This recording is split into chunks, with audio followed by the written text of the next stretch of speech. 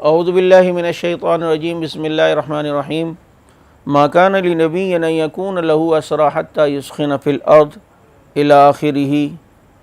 سورہ انفال آیت نمبر 67۔ آپ صلی اللہ علیہ وسلم بدر میں آتے ہیں اور کفار سے مقابلہ ہوتا ہے اور کفار کو شکست ہوتی ہے، اور بدر میں مشرکین مکہ کافی بڑی تعداد میں قید میں آتے ہیں اور انہیں قید کر لیا جاتا ہے۔ اللہ کے نبی صحابہ کرام سے مشورہ لیتے ہیں کہ ان کے ساتھ کیا کیا جائے،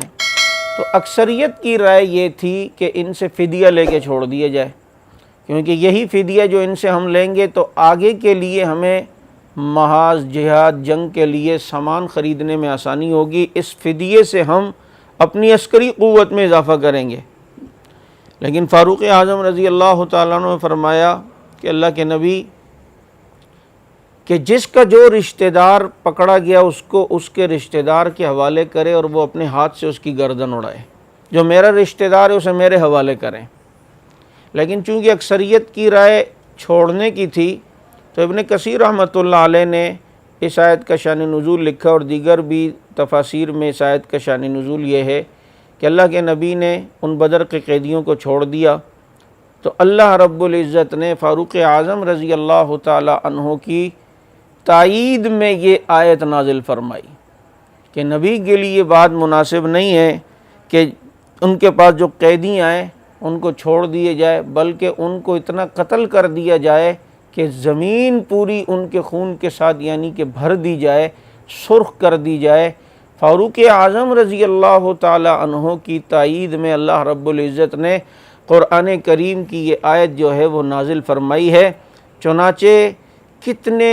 دور اندیش اور کتنے صاحب بصیرت تھے اور کتنی فراست تھی اور کتنی اللہ تعالیٰ سے محبت تھی، ایسے ہی تو نہیں اللہ رب العزت سے اللہ کے نبی نے فاروق اعظم رضی اللہ عنہ کو مانگا کہ اللہ اسلام کی ترقی کے لیے عمر دے کہ اسلام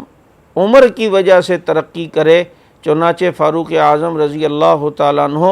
جن کو اللہ کے نبی دعاؤں میں مانگتے ہیں، ایسے ہی تو نہیں مانگا، ایسے ہی تو نہیں کہا کہ لو کان بعدی نبی لکان عمر، میرے بعد کوئی نبی ہوتا تو عمر ہوتا۔ یہاں کئی آیات ایسی ہیں جو ہم آپ کے سامنے رکھ رہے ہیں جو فاروق اعظم رضی اللہ تعالیٰ عنہ کی تائید میں نازل ہوتی ہیں، ان میں سے یہ آیت بھی فاروق اعظم رضی اللہ تعالیٰ عنہ کی شان کو بیان کرتی ہے۔ اللہ تعالیٰ ہمیں ان حضرات کی شان کو ہمیشہ بیان کرنے کی توفیق عطا فرمائے۔ وآخر دعوانا الحمدللہ رب العالمین۔